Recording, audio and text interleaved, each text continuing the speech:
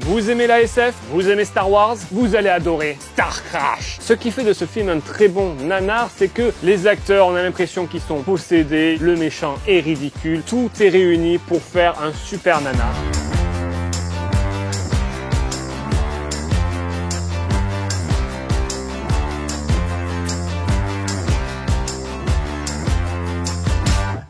Salut les aventuriers, vous êtes de nature curieuse, vous aimez les trésors en tout genre, vous êtes au bon endroit. Je viens tout juste de retomber sur un carton de DVD et dedans il y a une pépite que peut-être vous connaissez ou peut-être pas. Vous aimez la SF? Vous aimez Star Wars? Vous allez adorer Star Crash. Mais Star Crash, c'est quoi? Le Choc des Étoiles est un film américano-italien réalisé par Luigi Cozzi sous le pseudonyme de Lewis Coates qui est sorti en 1978, un an après Star Wars de George Lucas. Vu comme un énorme plagiat de la Guerre des Étoiles, ce film italien est devenu populaire, non pas pour ses qualités, mais pour ses défauts et ses perles nanardesques. Le visuel kitsch à souhait, le casting à côté de la plaque, font que ce space opéra est devenu pour certains cinéphiles un film culte. L'histoire est un peu plus simple. Alors qu'ils tentent d'échapper à la police de l'espace, les deux bandits intergalactiques Stella Stark et Acton rencontrent le survivant d'une attaque contre l'infâme comte Zartan.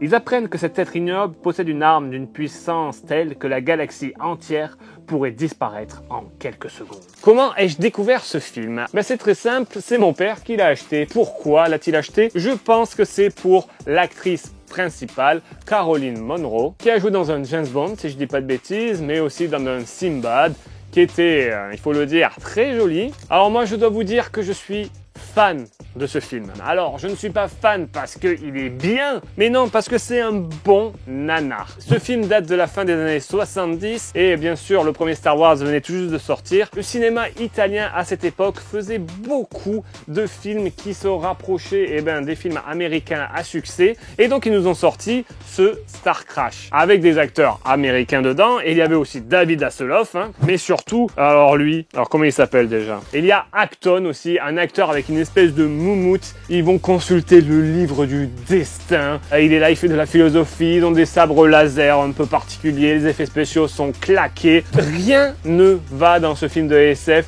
alors qu'il est sorti après Star Wars. Ce qui fait de ce film un très bon nanar, c'est que les acteurs, on a l'impression qu'ils sont possédés, ils disent leurs répliques sans vraiment y croire. Le méchant est ridicule.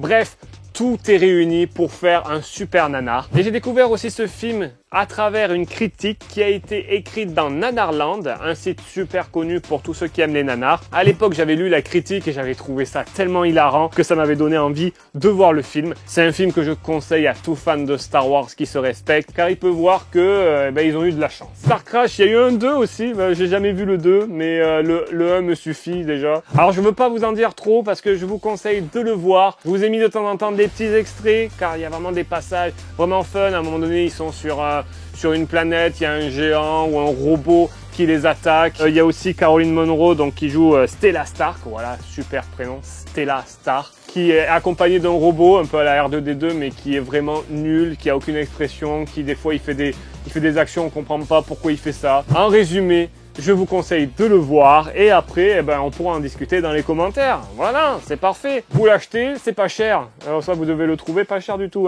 Mais bon, celui-là, je ne le vends pas, je le garde. Il est à moi.